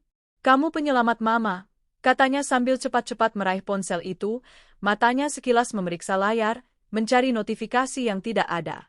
Tentu saja tidak ada. "Sudah kuhapus." "Mama kelihatannya panik sekali," ujarku, pura-pura mengamati. "Memang nunggu telepon penting, Ma?" Dia tertawa, sedikit gugup. "Ah, biasa. Teman-teman arisan. Kamu tahu sendiri, kan? Kalau telat bayar, hebohnya minta ampun." "Omong-omong, El?" Dia beralih ke mode favoritnya. "Bulan ini Mama boleh minta dimajukan nggak uang arisannya? Ada kebutuhan mendadak." "Uang untuk Rian." "Tentu saja." Aku menghela napas, memasang ekspresi terbebani. "Ma jujur, Perusahaan lagi berat banget. Lara lagi pusing. Tapi, ya sudah, nanti Lara usahakan, ya. Mungkin nggak bisa penuh seperti biasa. Ekspresi kecewa sekilas terlihat di wajahnya, namun cepat-cepat ditutupinya. Oh gitu, ya? Nggak apa-apa, El. Berapapun, Mama terima. Mama tahu kamu lagi susah. Bingo. Dia percaya aku di ambang kehancuran. Sempurna. Lara pamit dulu, ya. Ma. Sudah ditunggu orang. Iya, iya. Hati-hati, ya. El. Makasih sekali lagi ponselnya. Aku berjalan kembali ke mobil, tanganku mencengkeram setir. Wajah ramah itu, wajah keibuan yang palsu itu. Aku bersumpah, aku akan membuatnya menangis memohon di depanku. Aku tidak pergi ke kantor. Aku berkendara ke sebuah kafe kecil yang sepi di Jakarta Selatan, tempat yang tidak akan pernah terpikirkan oleh siapapun untuk mencariku. Aku duduk di sudut, memesan kopi hitam, dan mengeluarkan laptopku. Tugas pertama, menyewa pengacara baru. Bukan pengacara perusahaan yang mungkin sudah dikenal Rian. Aku mencari firma hukum butik yang berspesialisasi dalam litigasi dan forensik aset. Tugas kedua, menyewa detektif swasta. Yang terbaik. Aku menghabiskan 2 jam mewawancarai mereka lewat telepon. Saya ingin Anda mengawasi ibu mertua saya, Santi Wiryawan, 24/7, kataku pada detektif swasta yang bernama Guntur. Suaraku datar dan dingin. Saya mau tahu dia pergi kemana, bertemu siapa, menelepon siapa, mentransfer uang kemana. Setiap detail. Anggaran tidak terbatas. Tapi ada satu syarat, Anda tidak boleh ketahuan. Sekali saja Anda lalai, kontrak kita batal. Dan, aku berhenti sejenak, menelan ludah. Saya juga ingin Anda melacak keberadaan seseorang. Namanya Vina. Saya tidak punya nama belakangnya. Saya hanya punya foto ini. Aku mengirimkan foto yang kuambil dari ponsel Mama Santi tadi malam. Dan saya mau Anda lacak semua rekening bodong yang menerima transfer dari rekening saya setahun lalu. Saya punya catatannya. Cari jejaknya sampai ke ujung dunia. Tugas ketiga, dan yang paling rumit, memindahkan asetku. Aku menghubungi pengacara baruku. Pak, saya Lara Kencana. Saya ingin memindahkan seluruh aset warisan pribadi saya, yang murni atas nama saya, bukan atas nama Kencana Group, ke dalam sebuah blind trust. Saya ingin membuat rekening baru di bank yang berbeda, atas nama Bima, yang hanya bisa diakses oleh saya dengan 2 kunci verifikasi. Saya curiga suami saya yang sudah meninggal, itu tidak benar-benar meninggal, dan dia sedang merencanakan pengambil alihan aset. Sunyi sejenak di seberang telepon. Ibu, ini tuduhan yang sangat serius, kata pengacara itu. Saya punya buktinya, jawabku dingin. Kapan kita bisa mulai? 2 minggu berlalu dalam kabut penuh siasat. Di siang hari, aku adalah Lara, CEO yang kelelahan, mengeluh tentang penjualan yang lesu, dan berpura-pura menjual beberapa aset remeh untuk menutupi biaya operasional. Di malam hari, aku adalah dalang. Aku meninjau laporan dari Guntur, detektifku. Aku menandatangani dokumen hukum yang tak terhitung jumlahnya, diam-diam memindahkan kepemilikan saham, menarik dana, dan mengamankan masa depan Bima. Aku membiarkan rekening operasional perusahaan terlihat sekarat. Aku bahkan sengaja membiarkan Mama Santi, tidak sengaja, mendengar percakapan teleponku dengan Ban, di mana aku memohon perpanjangan utang. Dia tampak sangat puas hari itu. Sabar ya, El. Tuhan pasti kasih jalan, katanya, menepuk-nepuk tanganku, sementara matanya bersinar penuh kemenangan. Dan malam itu, Guntur menelepon. Saya dapat sesuatu, Bu Lara, katanya. Target kita, Ibu Santi, baru saja memesan tiket kereta api eksekutif ke Surabaya untuk akhir pekan ini. Di hari yang sama, dia mentransfer uang ke sebuah toko kue online di Surabaya untuk pesanan custom kue ulang tahun. Temanya, Raja Kecil Adit, ulang tahun pertama. Jantungku berhenti berdetak. Adit, nama anak di foto itu. Dia juga memesan 1 set mainan kereta api seharga 5 juta rupiah, lanjut Guntur. Ikuti dia, suaraku serak. Jangan sampai kehilangan jejak. Saya mau alamat lengkap pesta itu. Sudah saya dapatkan, Bu. Perumahan mewah di Geraha Kencana, Surabaya. Rumah nomor 1.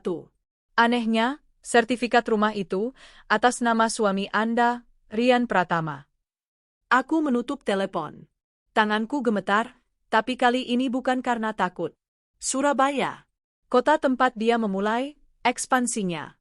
Rumah mewah, pesta ulang tahun. Dia membangun istana untuk pelakor dan anak haramnya dengan uangku. Dengan warisan ayahku. Kamu akan mengadakan pesta, Mas? Bisikku pada kegelapan kamarku. Sayang sekali. Karena aku akan merusaknya. Surabaya.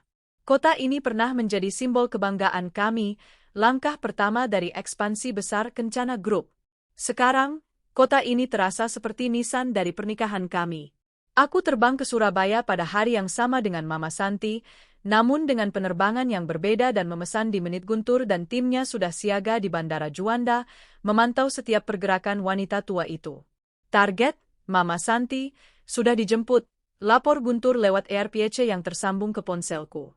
Mobil Pajero hitam, B1410 RVS. Nomor plat terdaftar atas nama Rian Pratama. Jaga jarak. Pastikan dia tidak melihat kalian, desisku dari dalam taksi yang kubayar untuk membuntutiku dari kejauhan. Saya mau Anda titipkan Bima di rumah saya, Bunda, tanya Bei Sumi, asisten rumah tanggaku yang setia, sebelum aku berangkat. Tidak, Bei. Titipkan Bima di rumah teman sekolahnya saja.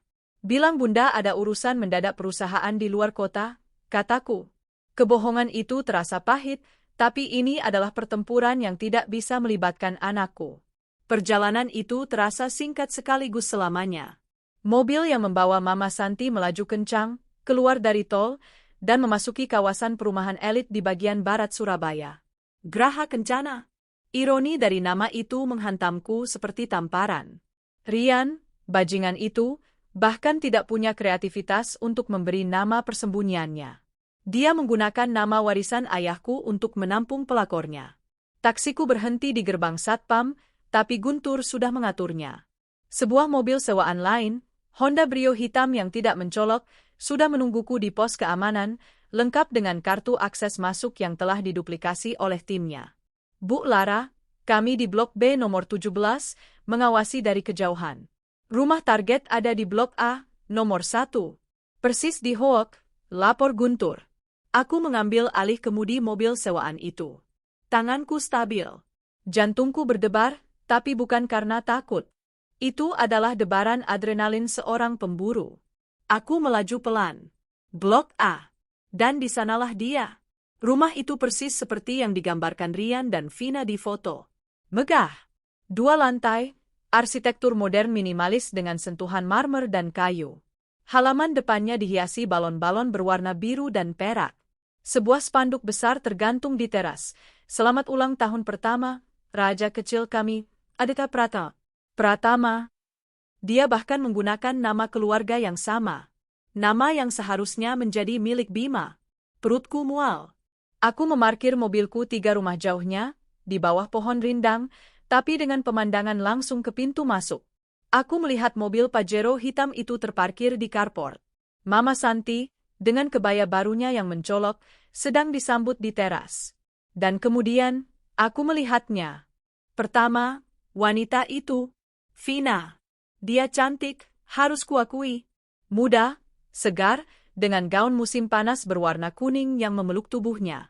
Dia tertawa, memancarkan aura kebahagiaan. Lalu dia, Rian. Dia keluar dari pintu, mengenakan kemeja linen putih yang digulung lengannya. Dia terlihat sehat. Sangat sehat. Dia tertawa, matanya bersinar. Dia memeluk ibunya, Mama Santi, lalu mencium bibir Vina dengan mesra. Sesuatu dalam diriku retak dan langsung membeku. Cinta yang pernah kurasakan untuk pria itu, bahkan sisa-sisa kenangan indah di awal pernikahan kami, semuanya menguap. Lenyap. Yang tersisa hanyalah es. Pria itu bukan Rian, suamiku yang kukira telah meninggal. Pria itu adalah penipu. Monster. Rian kemudian menggendong seorang anak laki-laki kecil yang baru belajar berjalan, menciuminya dengan gemas. Raja kecil Adit. Pangeran di atas istana yang dibangun dari air mataku. Kehidupan yang dia berikan pada istri mudanya dan anak haramnya. Kehidupan Bak Ratu dan Pangeran. Semuanya, dengan uangku. Aku menekan tombol di ponselku. Guntur. Segel semua akses keluar perumahan ini. Tim legal dan polisi sudah di mana?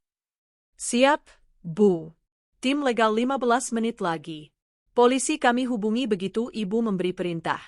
Mereka siaga di pos keamanan depan. Bagus, kataku. Aku duduk di sana. Menunggu. Selama 1 jam berikutnya, aku menyaksikan tamu-tamu berdatangan. Mobil-mobil mewah silih berganti. Pria dan wanita berpakaian bagus, tertawa, membawa kado-kado besar. Teman-teman baru Rian. Lingkaran sosial baru yang dia bangun di atas kebohongannya. Aku menunggu. Aku bisa mendengar alunan musik pesta anak-anak dari sini. Suara MC yang ceria. Tawa anak-anak lain. Pukul 4 sore. Guntur mengirim pesan. Tim legal sudah di mobil saya, Bu. Polisi sudah di gerbang depan. Di saat yang sama, aku mendengar musik Happy Birthday mulai dinyanyikan. Tiup lilinnya, tiup lilinnya. Itu adalah puncaknya. Mereka merayakan kehidupan baru, sementara aku dan Bima harus hidup dengan kematian palsu. Aku tak peduli. Aku tidak peduli, dia juga tidak peduli dengan anakku. Tapi ini sudah keterlaluan. Aku membuka laci dashboard mobil sewaan. Di dalamnya ada sebuah map tebal yang disiapkan pengacara baruku. Surat perintah penyitaan aset. Surat gugatan cerai. Surat kuasa penarikan seluruh dana atas nama Rian Pratama. Dan laporan polisi atas kasus penipuan, penggelapan aset, dan pemalsuan data kematian. Aku merapikan blazerku. Menyalakan mesin mobil. Aku tidak akan bersembunyi. Aku melajukan mobilku pelan, berbelok, dan berhenti tepat di depan gerbang rumah nomor 1 yang terbuka lebar. Tepat di depan spanduk ulang tahun itu. Pesta sedang di puncaknya. Semua mata tertuju pada Rian dan Vina yang sedang memotong kue. Aku melangkah keluar dari mobil. Kacamata hitamku masih terpasang. Aku berjalan melewati taman yang indah itu, menaiki tangga teras, dan berhenti tepat di ambang pintu utama. Musik berhenti tiba-tiba. MC yang sedang tertawa, terdiam. Semua mata menoleh padaku. Aku melihat Mama Santi yang sedang memegang piring kue, matanya membelalak ngeri, piringnya jatuh ke lantai. Prang, aku melihat Vina, yang menatapku bingung. Maaf, Ibu cari siapa, ya? Dan akhirnya, aku melihat Rian. Dia membeku. Wajahnya yang tadinya berseri-seri bahagia, kini pucat pasi seperti mayat. Dia menatapku seolah dia baru saja melihat hantu. Aku tersenyum. Senyuman pertama yang kurasakan dalam setahun. Senyuman yang dingin dan tajam. Aku melepas kacamata hitamku. Pestanya bagus sekali, Mas Rian, kataku. Suaraku terdengar tenang dan mematikan di tengah keheningan yang canggung. Sayang sekali, aku harus merusaknya. Keheningan yang pecah. Piring kue Mama Santi yang jatuh ke lantai adalah satu-satunya suara di taman yang tadinya riuh itu. Kini, puluhan pasang mata beralih dari piring pecah itu, ke Mama Santi yang wajahnya sepucat kapur, lalu ke aku, dan akhirnya ke Rian. Rian masih membeku. Wajahnya, yang beberapa detik lalu tertawa bahagia, kini terlihat seperti topeng porselen yang retak. Dia menatapku bukan seperti melihat hantu, tapi seperti melihat algojo. Rian? Vina, si pelakor, adalah yang pertama memecah keheningan. Suaranya bingung. Sayang, ini siapa? Kamu kenal? Dia menatapku, matanya menyipit. Maaf, Ibu. Anda salah alamat. Ini acara pribadi. Aku tertawa. Tawa yang kering dan dingin, yang terdengar asing bahkan di telingaku sendiri. Salah alamat, ulangku, melangkah lebih jauh ke dalam, melewati tumpukan kado yang dibeli dengan uangku. Aku rasa, aku berada di tempat yang paling tepat, Vina. Wajahnya berubah kaget saat aku menyebut namanya. Dan kamu, aku menoleh, menancapkan pandanganku lurus ke mata Rian. Para tamu mulai berbisik.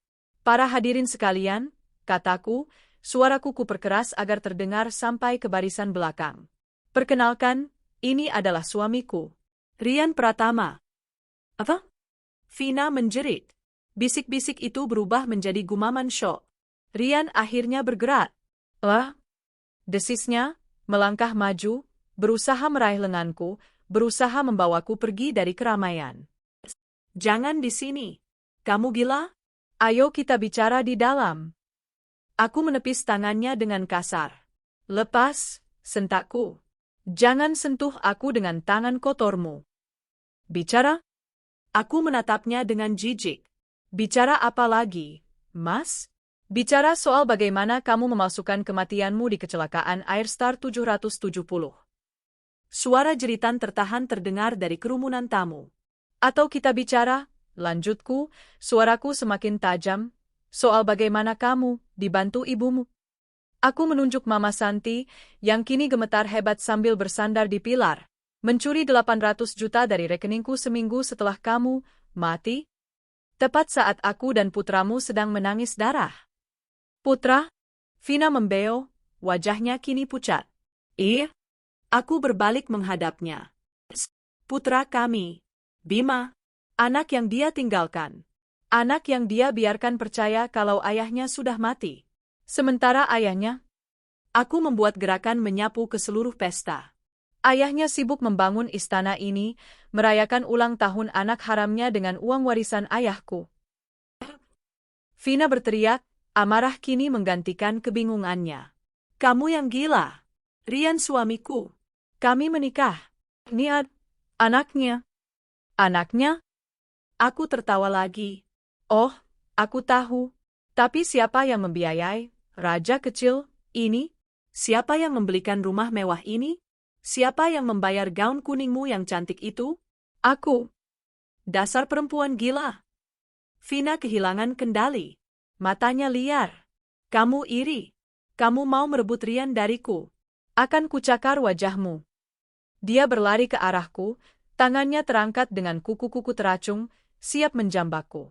Dia pikir aku adalah Lara yang dulu. Yang lembut, yang sabar, yang menangis. Dia salah. Sebelum tangannya menyentuh helai rambutku, aku bergerak. Plak! Sebuah tamparan keras mendarat di pipinya, begitu keras hingga kepalanya berpaling dan musik yang mati pun terasa berdengung. Dia tertegun, memegangi pipinya. Itu, kataku dingin, untuk tahun-tahun di mana kamu tidur dengan suamiku. Dia menjerit murka dan menerjangku lagi. Aku sudah siap. Saat dia maju, aku mengangkat lututku, menghantam perutnya. Dia tidak menduganya. Dia tersentak, terbatuk, dan jatuh terduduk di lantai, tepat di samping kue ulang tahun anaknya yang terguling. Anak itu, Adit, yang melihat ibunya jatuh, mulai menangis. Menangis kencang. Pesta itu hancur. Tamu-tamu mulai mundur, ketakutan. Rian menatap Vina yang tersungkur, lalu menatapku dengan ngeri. Lara, temu? Aku apa? Potongku. Kamu tidak suka? Anakmu menangis? Aku tidak peduli. Kamu dan ibumu juga tidak peduli saat anakku, Bima, menangis setiap malam memanggil ayahnya yang dia kira sudah mati.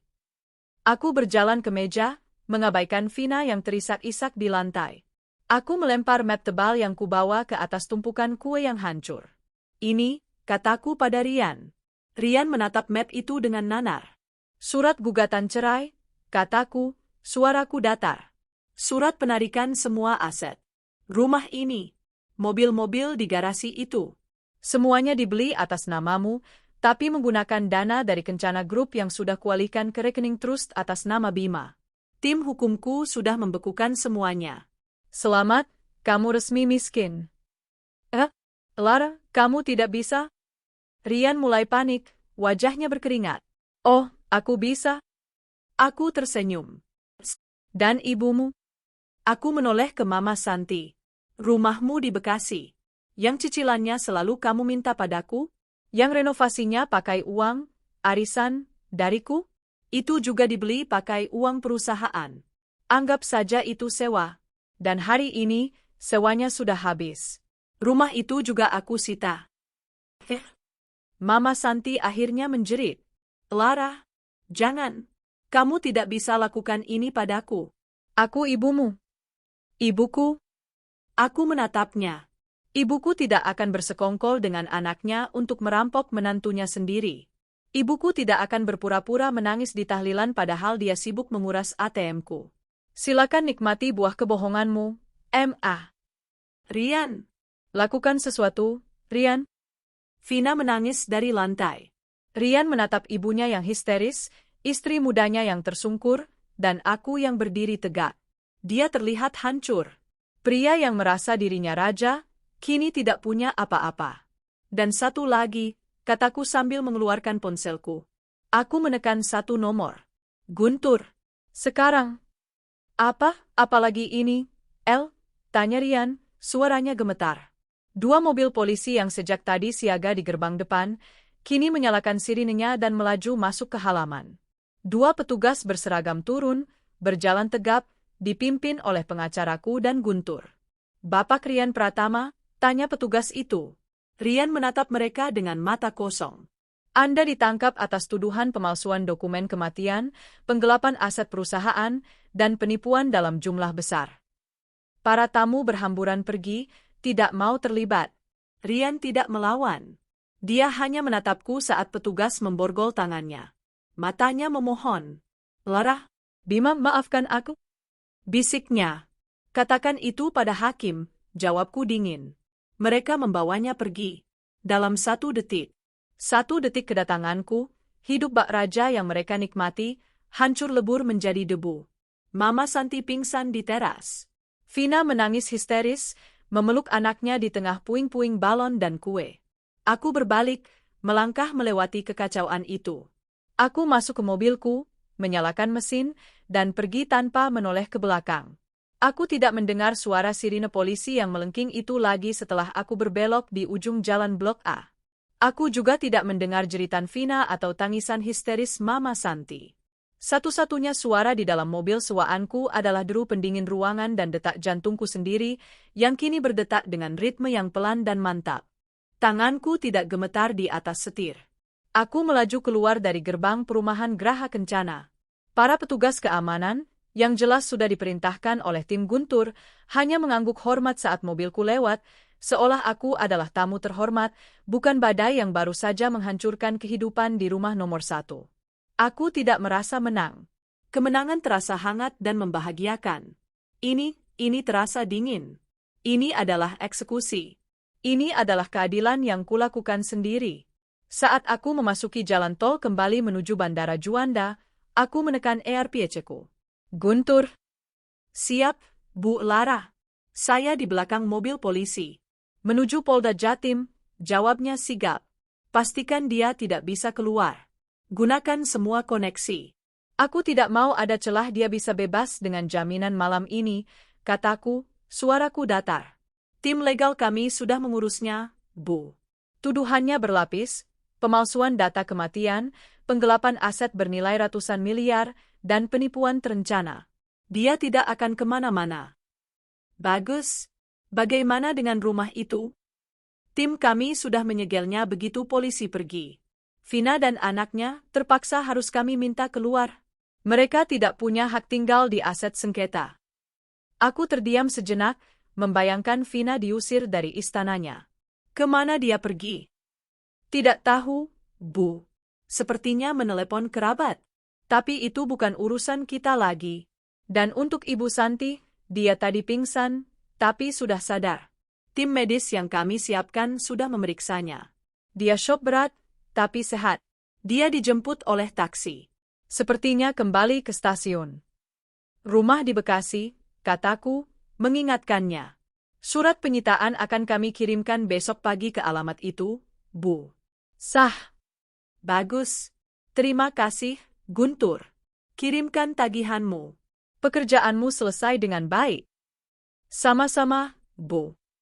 Aku mematikan sambungan.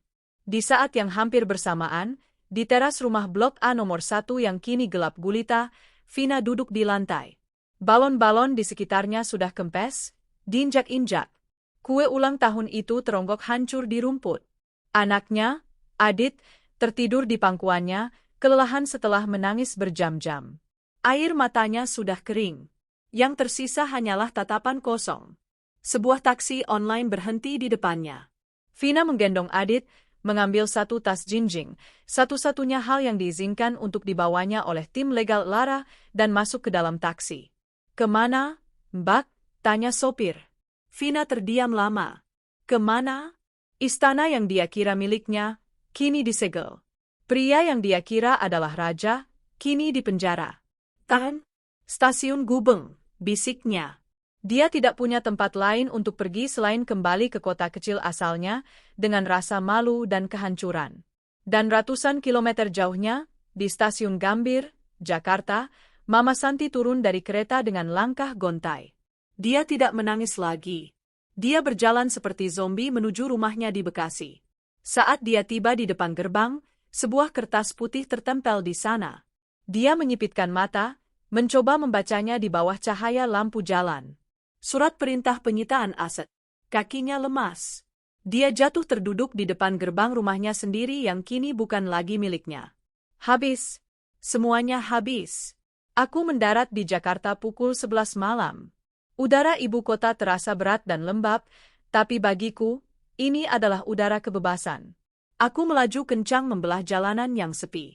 Rumahku terasa seperti surga yang tenang setelah kekacauan di Surabaya. Bei Sumi sudah tidur. Aku melangkah pelan, tidak ingin membangunkannya. Langkah pertamaku adalah ke kamar Bima. Aku membuka pintu kamarnya pelan. Cahaya bulan menerobos dari celah gorden, menerangi wajahnya yang tertidur pulas. Dia memeluk mainan Iron Man-nya erat-erat. Aku duduk di tepi tempat tidurnya. Disinilah alasannya. Di wajah damai inilah letak semua kekuatanku. Selama setahun, aku berduka untuk pria yang kucintai. Selama 2 minggu terakhir, aku menjadi mesin perang yang dingin untuk menghancurkan pria yang menipuku.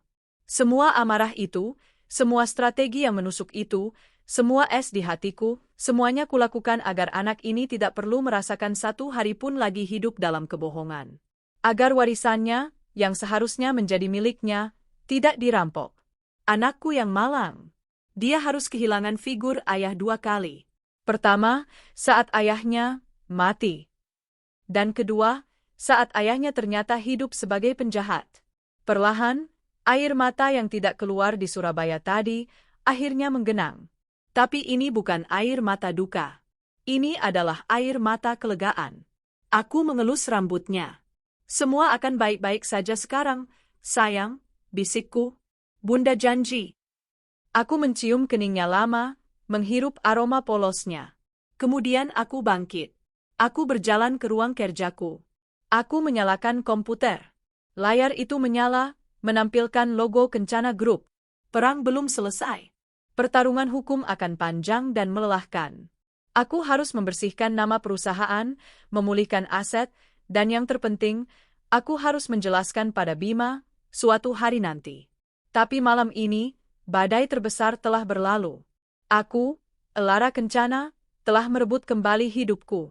Aku duduk di kursi CEO-ku, dan untuk pertama kalinya dalam bertahun-tahun, aku merasa benar-benar utuh. Sendirian, tapi utuh. Hari Senin pagi, 2 hari setelah penangkapan di Surabaya. Aku melangkah masuk ke lobi Kencana Group. Karyawan yang berlalu lalang menyapaku, "Pagi, Bu Lara." Wajah mereka tampak sedikit tegang. Aku tahu alasannya. Selama 2 minggu terakhir, aku sengaja membiarkan rumor beredar bahwa perusahaan sedang goyah. Aku membiarkan mereka percaya bahwa kami diambang kebangkrutan. Dan pagi ini, berita itu meledak. Skandal Kencana Group, CEO Rian Pratama, yang dinyatakan tewas, ditangkap hidup-hidup atas tuduhan penipuan. Wajah Rian, yang sedang digiring polisi, terpampang di setiap portal berita online. Aku menarik napas dalam-dalam dan melangkah keluar dari lift di lantai 30. Aku tidak bersembunyi di ruanganku. Aku berjalan lurus ke tengah-tengah open office, tempat para manajer dan staf inti berkumpul dengan cemas. Suara langkah kakiku di lantai marmer membuat mereka semua menoleh. Bisik-bisik langsung berhenti. "Pagi," sapaku. Suaraku tenang dan jelas, membelah keheningan. "Saya tahu kalian semua sudah membaca beritanya. Dan saya tahu kalian bingung." Aku menatap mereka satu persatu. Wajah-wajah yang telah bekerja keras bersamaku. "Apa yang kalian baca itu benar," kataku. "Mantan suami saya, Rian Pratama, telah memalsukan kematiannya. Selama 1 tahun ini, dia, bersama ibunya, telah secara sistematis berusaha menggelapkan aset perusahaan ini dari saya dan putra saya. Terdengar napas tertahan dari beberapa orang. Rumor yang kalian dengar bahwa perusahaan ini goyah, itu adalah siasat yang sengaja saya buat. Saya harus terlihat lemah agar dia dan komplotannya keluar dari persembunyian. Mata mereka kini berubah dari cemas menjadi takjub. Operasi penyitaan di Surabaya akhir pekan kemarin sukses. Lanjutku. Aset-aset vital kita, termasuk dokumen-dokumen penting yang hilang bersamanya, telah ditemukan dan diamankan. Rumah, mobil-mobil mewah, dan sejumlah besar uang yang dia curi, semuanya telah dibekukan dan akan kembali ke kas perusahaan. Aku tersenyum tipis. Singkatnya, Kencana Group tidak bangkrut. Justru sebaliknya. Kita baru saja mendapatkan kembali semua yang telah dicuri dari kita. Perjuangan hukum baru saja dimulai, tapi perang terbesarnya sudah kita menangkan. Aku melihat ke sekeliling. Saya tahu ini gila. Tapi saya berjanji, era ketidakpastian sudah berakhir. Sekarang, mari kita kembali bekerja. Kita punya perusahaan yang harus dibangun kembali. Kali ini, di atas fondasi kejujuran. Untuk pertama kalinya dalam setahun, suasana di lantai 30 itu terasa ringan. Ada yang mengangguk, ada yang tersenyum lega. Mereka kembali ke meja mereka, bukan dengan rasa takut, tapi dengan energi baru. Sore harinya, aku duduk bersama pengacara baruku, Pak Danu. Rian Pratama resmi ditahan, katanya, menelaah dokumen di depannya. Dia ditolak jaminan. Bukti-bukti yang dikumpulkan detektif Anda, rekaman percakapan telepon dengan ibunya, jejak transfer bank, kesaksian para tamu di pesta itu, semuanya memberatkan. Dia tidak akan bisa lolos. Bagaimana dengan Vina? Tanyaku. Dia bersih secara hukum. Tidak ada bukti dia tahu soal pemalsuan kematian itu. Dia tampaknya korban penipuan Rian juga, sama seperti Anda, hanya saja dalam konteks yang berbeda. Dia hancur. Dia kembali ke kampung halamannya bersama anaknya. Dia tidak akan mengganggu kita lagi. Aku mengangguk. Aku tidak merasakan apa-apa untuk wanita itu. Bukan kasihan, bukan juga benci. Dia hanyalah kerusakan tambahan dari kebohongan Rian. Lalu, Mama Santi. Pak Danu menghela napas. Ini sedikit rumit. Dia jelas kaki tangan, terutama dalam pencurian 800 juta itu. Tapi dia wanita tua. Tim Anda berhasil menyita rumahnya, dan rekeningnya sudah dibekukan. Dia sekarang benar-benar miskin. Saat itu, ponselku berdering. Nomor tidak dikenal. Pak Danu memberi isyarat agar aku mengangkatnya. Aku menyalakan speaker. Halo? Itu suara Mama Santi. Tapi bukan suara angkuh yang kukenal. Ini adalah suara rintihan putus asa. Lara Hicks, tolong, Nak. Mama di luar? Mama diusir dari rumah. Mama nggak punya apa-apa. Tolong, Lara. Bima butuh neneknya, kan? Aku menatap Pak Danu. Dia menggelengkan kepalanya pelan. Halo, Lara? Kamu masih di sana? Tolong Mama, Nak. Mama Vilaf. Rian yang paksa Mama. Aku mengambil ponselku. Menatap layar itu lama. Maaf, Emma, kataku, suaraku sedingin es. Anda benar. Bima butuh neneknya. Ya, Nak. Mama akan... Tapi neneknya sudah meninggal, potongku. Neneknya meninggal bersamaan dengan Rian, di pesawat itu. Wanita yang menelepon saya ini, saya tidak kenal siapa Anda. Aku menutup telepon dan memblokir nomornya. Pak Danu menatapku. Anda yakin, Bu? Saya yakin, kataku. Silakan lanjutkan proses hukum terhadapnya. Dia harus bertanggung jawab atas apa yang dia curi dari saya. Malam itu, aku melakukan hal tersulit. Aku duduk di kamar Bima, membantunya menyelesaikan PR. Dia terlihat senang, menyenandungkan lagu dari film kartun yang baru saja dia tonton. Bima, sayang. Panggilku lembut. Iya, Bun. Aku menarik napas. Bunda perlu bicara sesuatu yang penting. Tentang ayah. Dia langsung berhenti menulis. Setiap kali aku menyebut, ayah, dia akan diam. Bima tahu, kan? Bunda selalu bilang ayah ada di surga. Dia mengangguk pelan. Ternyata, Bunda salah. dia mendongak, matanya yang polos menatapku bingung. Maksud Bunda? Ayah? Ayah Rian, ternyata tidak ikut di pesawat yang kecelakaan itu. Sayang. Ayah masih hidup? Matanya membelalak, ada harapan di sana. Hatiku sakit melihatnya. Iya, ayah masih hidup. Aku memilih kata-kataku dengan sangat hati-hati. Dia baru 9 tahun. Ayah melakukan kesalahan yang sangat besar, lanjutku. Ayah mengambil barang yang bukan miliknya. Ayah berbohong pada Bunda dan Bima. Dan karena ayah melakukan kesalahan itu, ayah harus tinggal di tempat khusus untuk orang dewasa yang melakukan kesalahan. Seperti pojok hukuman, tapi untuk orang besar. Ayah tidak bisa pulang ke rumah. Wajah Bima berubah. Harapan itu lenyap, digantikan kebingungan dan sedikit rasa takut. Ayah, jahat? Tanyanya pelan. Air mataku akhirnya menetes. Aku menggeleng. Ayah adalah orang yang membuat pilihan yang sangat buruk, sayang. Itu yang Bunda tahu. Bima terdiam lama, mencerna informasi itu. Jadi, ayah bukan pahlawan di surga. Bukan, sayang. Aku memeluknya erat. Pahlawannya itu kakek.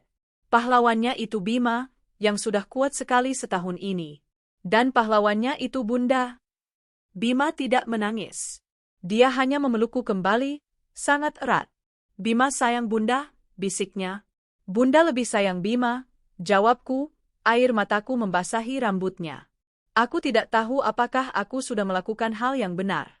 Tapi kebohongan itu sudah berakhir. Di rumah ini, di perusahaanku, di hidupku.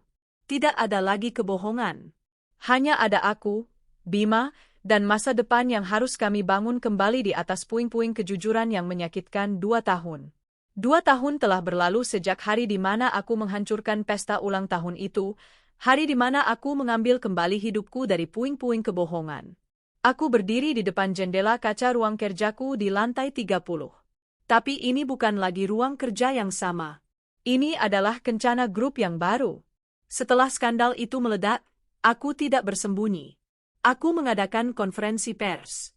Aku membeberkan segalanya, penipuan Rian, pemalsuan kematiannya, komplotan ibu mertuaku. Aku transparan kepada publik, kepada investor, dan kepada karyawanku. Aku tidak membiarkan mereka melihatku sebagai korban, aku menunjukkan pada mereka seorang pemimpin yang mengambil kembali kendali. Dibutuhkan waktu, darah, dan keringat. Tapi Kencana Group bangkit. Lebih kuat, lebih bersih, dan lebih dihormati daripada sebelumnya. Kami tidak lagi mengejar ekspansi yang gegabah. Kami fokus pada fondasi yang kokoh, pada integritas, dan pada proyek-proyek yang membangun komunitas. Warisan ayahku tidak hanya selamat, itu berkembang. Hari ini, di mejaku, terbentang sebuah cetak biru. Bukan untuk cabang baru di luar kota. Tapi untuk Rumah Aman Kencana, sebuah yayasan yang kudirikan untuk membantu para single mother dan korban penipuan finansial. Aku akan menggunakan pengalamanku untuk memberdayakan mereka yang merasa sendirian dan terjebak, seperti aku dulu. Tentu saja, ada harga yang harus dibayar. Pengadilan itu berjalan selama 6 bulan, menjadi tontonan media nasional. Rian Pratama, mantan suamiku. Dia diadili atas serangkaian kejahatan yang memalukan. Pemalsuan dokumen kematian, penggelapan aset perusahaan senilai ratusan miliar, pencucian uang, dan penipuan terencana. Dia mencoba segalanya, berpura-pura gila, menyalahkanku, menyalahkan Vina. Tapi bukti-bukti dari Guntur, rekaman telepon, dan jejak digital tidak terbantahkan. Vina, yang ternyata dinikahi Rian secara siri, bersaksi melawannya. Dia mengklaim dirinya adalah korban, bahwa Rian mengaku padanya bahwa dia adalah seorang duda yang istrinya, aku, telah meninggal karena sakit keras. Dia berhasil meyakinkan hakim. Dia dan putranya menghilang, kembali ke kampung halamannya, bebas dari tuntutan hukum, namun menanggung malu seumur hidup. Rian tidak seberuntung itu. Wajahnya yang dulu tampan dan karismatik, kini kuyu dan kosong. Hakim menjatuhkan vonis 15 tahun penjara. Dan Mama Santi, Wanita yang kupanggil, Ibu. Dia terbukti secara sah terlibat dalam pencurian 800 juta di rekening darurat kami. Air mata palsunya di persidangan tidak meluluhkan siapapun. dia divonis 3 tahun penjara. Aku tidak hadir saat pembacaan vonis. Aku sedang menemani Bima di acara karya wisata sekolahnya. Bagiku, mereka sudah mati sejak lama.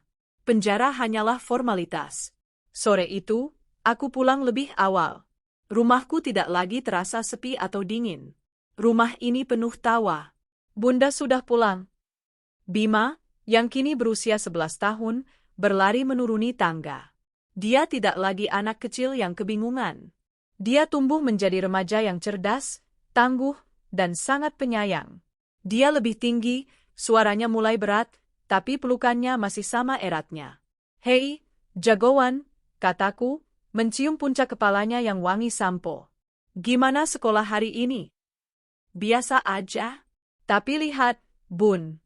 Bima dapat nilai 95 di ulangan matematika. Wow, keren sekali. Kakek pasti bangga, kataku sambil tersenyum. Malam itu, kami merayakan ulang tahun Bima. Bukan dengan pesta mewah dan ratusan tamu. Hanya kami bertiga, aku, Bima, dan Bei Sumi, duduk di meja makan, dengan pizza dan kue coklat buatanku sendiri. Ayo, tiup lilinnya, nak, kata Bei Sumi sambil tersenyum haru. Bima memejamkan mata, lalu meniup lilin angka 11 itu. Apa doanya, sayang? Tanyaku. Dia tersenyum malu. Rahasia. Tapi, sebagian besar supaya Bunda selalu bahagia. Hatiku menghangat. Aku meraih tangannya. Bunda sudah bahagia, Bima. Sangat bahagia. Karena Bunda punya kamu.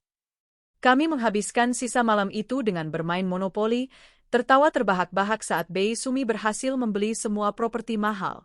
Malam itu, setelah Bima tidur, aku berdiri di balkon kamarku, menatap gemerlap lampu Jakarta. Aku teringat betapa hancurnya aku dulu. Betapa aku merasa hidupku telah berakhir di dasar laut bersama pria yang kucintai. Aku salah. Terkadang, hidup harus menghancurkanmu sampai ke fondasinya, agar kamu bisa membangun kembali sesuatu yang jauh lebih kuat di atasnya. Aku kehilangan suami, tapi aku menemukan diriku sendiri. Aku menemukan kekuatanku sebagai seorang ibu, sebagai seorang pemimpin, dan sebagai seorang wanita. Aku, Elara Kencana, tidak lagi hidup dalam bayang-bayang siapapun. Aku berdiri di bawah cahayaku sendiri. Dan masa depan, untuk pertama kalinya, terlihat begitu cerah dan penuh harapan. Sendirian, tapi utuh. Dan aku, siap untuk itu. 10 tahun kemudian. Aula wisuda itu riuh rendah dengan sorak-sorai dan lemparan topi toga. Aku duduk di barisan depan, bukan sebagai Elara Kencana, CEO Kencana Group yang fotonya sesekali masih muncul di majalah bisnis. Aku di sini sebagai Bunda. Mataku terpaku pada satu sosok pemuda jangkung yang berjalan menuruni panggung, senyumnya sama cerahnya dengan medali summa cum laude yang tergantung di lehernya. Ia memegang gulungan ijazah teknik sipil dan manajemen bisnisnya. Bima, panggilku, saat ia menerobos kerumunan dan langsung memelukku erat, mengangkatku sedikit dari lantai saking semangatnya. Bunda, Bima berhasil, serunya, tawanya renyah dan penuh. Aku menangkup wajahnya. Putraku, Bimaku. Di usianya yang 21 tahun, ia adalah bayangan sempurna dari almarhum kakeknya. Tegas, cerdas, tapi dengan kelembutan di matanya yang ia dapatkan dariku. Tidak ada jejak kepalsuan rian dalam dirinya. Bunda tahu kamu pasti bisa, bisikku, air mata haru yang kutahan akhirnya lolos. Kakek akan sangat bangga padamu, sayang. Kita berhasil, Bun, ralatnya, menggenggam tanganku erat. Kita, kata, kita, itu terasa begitu manis. Selama ini, memang selalu, kita. Malam itu, kami tidak merayakannya di restoran mewah. Kami merayakannya di Rumah Aman Kencana. Yayasan yang kudirikan dari nol, yang dibangun di atas tanah yang kutarik kembali dari aset-aset Rian, kini telah berkembang pesat. Yayasan itu telah menjadi suar bagi ratusan wanita dan ibu tunggal yang melarikan diri dari kekerasan domestik dan penipuan. Bimalah yang bersikeras merayakannya di sana. Saat kami tiba, aula yayasan sudah dihias. Para wanita dan anak-anak mereka menyambut kami dengan nyanyian dan kue buatan sendiri. Bima, yang mereka anggap sebagai Mas Pelindung, langsung dikerumuni anak-anak kecil yang memamerkan hasil gambar mereka. Aku berdiri di sudut, membiarkan Bima menjadi pusat perhatian. Seorang wanita muda yang baru sebulan tinggal di sana, wajahnya masih menampakkan jejak lebam yang memudar, mendekatiku. "Ibu Lara," katanya pelan. Melihat ibu dan Mas Bima, itu memberi kami harapan. Bahwa setelah semua yang buruk, ada yang baik menunggu. Aku tersenyum dan menggenggam tangannya. "Pasti ada, Dik. Selalu ada. Dulu, aku membalas dendam untuk menghancurkan. Sekarang, aku membangun untuk menyembuhkan." Beberapa minggu kemudian, aku sedang meninjau cetak biru untuk cabang Rumah Aman di Surabaya. Ironisnya, di kota yang sama tempat aku menghancurkan Rian, saat Pak Danu, pengacara setiaku, masuk ke ruanganku. "Pagi, Bu Lara," sapanya. "Ada kabar?" Aku mendongak. "Kabar apa, Pak?"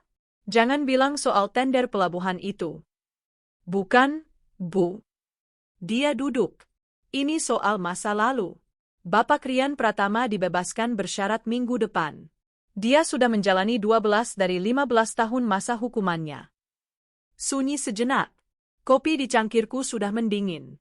"Begitu, hanya itu tanggapanku. Tim kami sudah memastikan," lanjut Pak Danu, "perintah penahanan jarak jauh masih berlaku. Dia tidak bisa mendekati ibu atau Mas Bima dalam radius 500 meter. Seluruh asetnya tetap dibekukan. Dia keluar sebagai pria miskin tanpa satu sen pun atas namanya." Aku mengangguk. "Terima kasih informasinya, Pak. Tolong pastikan tim keamanan di rumah dan di kantor Bima mendapat pengingat." "Hanya itu, Bu." Pak Danu tampak heran. Aku tersenyum tipis. "Pak, pria yang keluar dari penjara itu bukan Rian, suami yang kucintai. Dia adalah hantu. Orang asing. Dia tidak lagi memiliki kuasa atas hidup saya. Kemarahanku padanya sudah lama padam. Kemarahan itu telah kugunakan untuk membangun kembali perusahaanku. Dan setelah itu, aku melepaskannya." "Dan, Ibu Santi?" tanyaku, lebih karena rasa penasaran yang samar. Pak Danu terdiam sesaat. "Beliau meninggal 3 tahun lalu di Panti Ureda, Bu. Sendirian. Dia menyelesaikan 3 tahun hukumannya dan tidak ada yang mau menerimanya lagi. Termasuk Rian." Aku menghela napas panjang. Tragis. Sebuah akhir yang menyedihkan bagi keserakahan. Aku tidak merasa kasihan, tapi aku juga tidak merasa menang. Aku hanya merasa itu sudah selesai. Sore itu, aku berdiri di balkonku, menatap matahari terbenam yang mewarnai langit Jakarta. Bima baru saja menelepon dari lokasi proyek pertamanya. Dia mengomel tentang kontraktor yang lamban, persis seperti kakeknya dulu. Aku tertawa mendengarnya. Dulu, aku pikir kebahagiaan adalah memiliki suami dan membangun impian bersama. Lalu, aku pikir keadilan adalah menghancurkan mereka yang mengkhianatiku. Aku salah. Aku kehilangan suami, tapi aku menemukan diriku sendiri.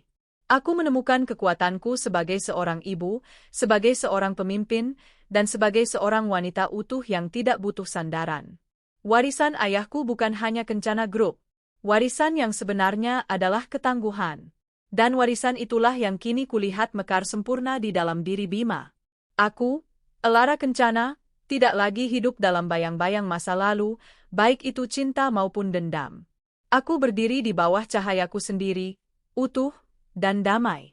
Dan babak baru ini adalah yang terbaik.